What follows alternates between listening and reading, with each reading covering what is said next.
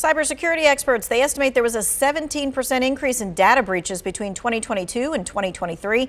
It's expected to be even higher this year with the advancements in technology. So we want to make sure that you're safe. That's why we have James Lee, COO for the Identity Theft Resource Center, with us today talking about identity theft, scams, data breaches, and ways that you can protect yourself. We're also taking your questions. You can go ahead and text in those questions, 336-379-5775. Remember, any question that you ask is anonymous and you get your question answered in real time. All right, so let's kind of start with this. Let's start looking back at 2023 and how were things last year? What were some of the common threats? Well, we started the year, fairly strong with data breaches, and data breaches are the fuel for all the kinds of identity crimes that we see today. So we had the previous year was an all-time high, and then we saw a little slack off in 2022, and then going into 2023, it was kind of a mixed bag. But as the year went on, it really picked up, and we saw record-breaking levels of data breaches. So that was a significant trend. We saw a lot of, not to get too technical, but we saw a lot of different kinds of attacks that at the end of the day, they all were about getting information so criminals can impersonate individuals. They really want that personal information so they can do a variety of other kinds of identity crimes. Maybe it's against a business, maybe it's against an individual, and a lot of identity scams, particularly on social media, where they try to take over somebody's account or they try to make friends with you. It's not just the old romance scam that we may have heard about where somebody tries to lure you into a romantic relationship. Now it's just, they may be building a friendship with you, and then at some point, they always get around to asking for money. And so we, for the first time in 2023, saw hundreds of thousands of dollars being lost by individuals. We'd never seen that at the rate we saw last year.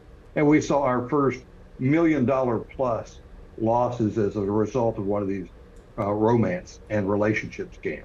All right, so we got all these kind of scams coming, plus the data breaches. Now we're getting into 2024, and you've got some predictions for what is going to cause some problems in 2024. And of course, AI figures in somehow. Oh, yeah. You can't have a conversation today without talking about AI, specifically what's known as generative AI, which just means it generates an answer based on the information that's been fed into the system. And, we've all kind of heard about these terms, and everything from, it's going to be Skynet and the Terminator, where the computers take over the world, all the way to it just be kind of a nothing burger. Somewhere in between is probably where we're going to wind up. But we are already seeing the kinds of attacks, phishing attacks, people are familiar with that term probably, phishing attacks and other kind of attempts to fake a business picking up, and they're being letter perfect. They're really, really effective. And that's because they're using now this generative AI to create a website, to create that pitch, where that email that you might fall for, when you look at it and go, oh, wait a minute, that really is my bank. That really is Microsoft. That really is FedEx.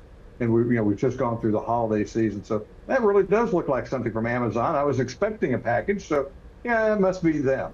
They're using those tools to improve their pitch to us. So we'll go ahead and click on a link, or we'll respond to a text. And sometimes, it's a matter of, we get a phone call. It sounds real.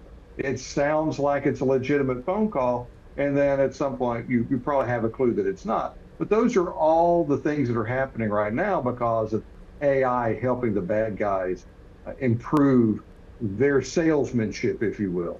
Sure. And so, like, with all of that happening, every single time they come out with something new scam wise, we're trying to then alert people to tell them how they're doing it so that they can be aware. But it seems like they're moving a whole lot faster than what we can tell people how to protect themselves. That's very true. I mean, it's always a race, especially when you're talking about some new technology, because it takes a while for individuals to catch up to the technologies. It takes a while for businesses to implement new technologies. But the bad guys, they can do it very, very fast. And what we always like to say is, we have to be right on the defender side. We have to be right every single time.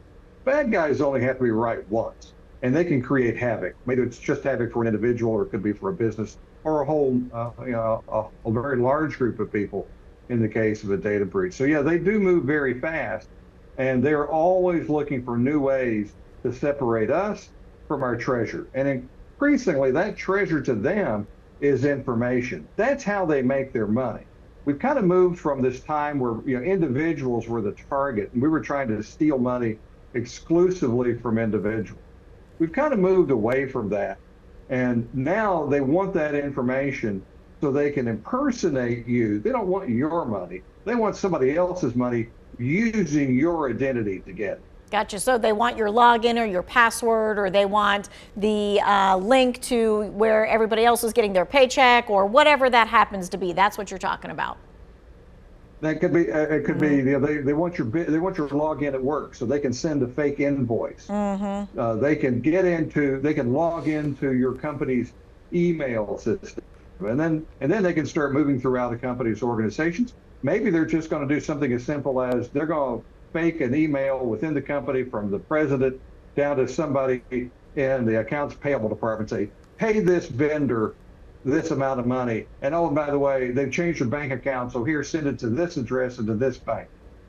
That's very, very common. We see that now. And that results in overall billions of dollars of losses every year to small and medium businesses, as well as large organizations as well. And that's because we have so much personal information floating around that it's easy for people to impersonate someone else.